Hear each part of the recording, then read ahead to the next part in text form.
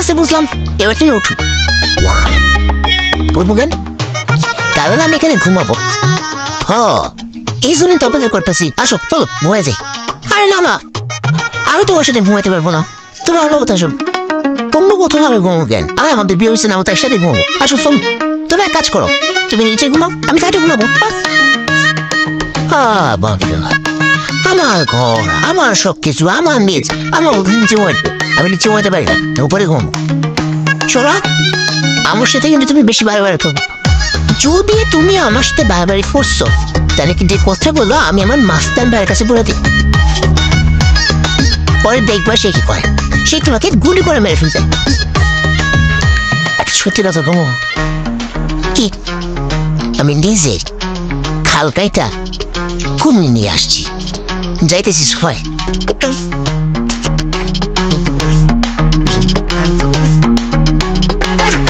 কখন কি বলে নিচে যান।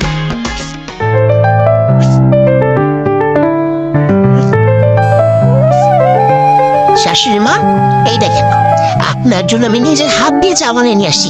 কেন আমরা হয়েছে এই পিচ্ছি মেয়ে, তোমাকে আমি চা আনতে বলেছি? হ্যাঁ, আমি চা খাবো না।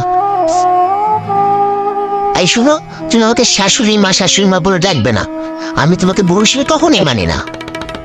আচ্ছা মা, যা হওয়ারটা তো হয়ে গেছে, আপনি শুধু শুধু কেন রাগারাগি করতেছেন বলেন তো? এটা তো আপনার জন্য ভালো হয়েছে, আমি তো সেবা তো বলবো। ওরে আল্লাহ, এই পিচ্ছি মেয়ে নাকি আমার সেবা করবে? এই মেয়ে, তোমাকে সেবা করতে তো 5-6 জন লোক লাগবে, আবার আমাকে কি সেবা করবে? হ্যাঁ, যাও চা নিয়ে যাও। উফ শাশুড়ি মা, ভাববেন না এইসব কথা, কেন তো চা খেয়ে নেন। কি ব্রাহায়া মেয়ে রে বাবা, তুমি এখান থেকে যাবা? এই মেয়ে, তুমি আমার বাড়ি থেকে একদম চিরতরে বের হয়ে যাও। তুমি বের হয়ে গেলে আমি আমার ছেলেকে বোনের মেয়েকে দিয়ে বিয়ে করাবো। খবরদার শাশুড়ি মা, আপনি যদি আপনার ছেলেকে অন্য কোনো মেয়ের সাথে বিয়ে দেওয়ার চেষ্টাও করছেন না, তাহলে কিন্তু খবর আছে। আপনি যদি আমাকে বেশি যাবার, তাহলে কিন্তু আমি আমার মাস্টার ভাইকে সব কথা বলি, পরে সে এসে আপনাদের সবাইকে গুলি করে মারবে। এই মেয়ে, তোমার ভাইকে কি আমরা ভয় পাই নাকি? কি মনে করছো তোমার ভাইয়ের ভয় আমরা খাটের নিচে লুকিয়ে আছি? আমরা তোমার ভাইকে ভয় পাই না, যাও এখান থেকে। ও আচ্ছা তাই না, আপনি আমার মাস্টার ভাইকে একটু ভয় পান না? ঠিক আছে, তাহলে আজকে আমি আমার মাস্টার ভাইকে বিষয়গুলো জানাই দিই।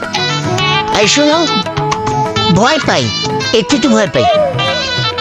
ও ঠিক আছে শাশুড়ি মা, এবার নেন চাটা তো খেয়েছেন।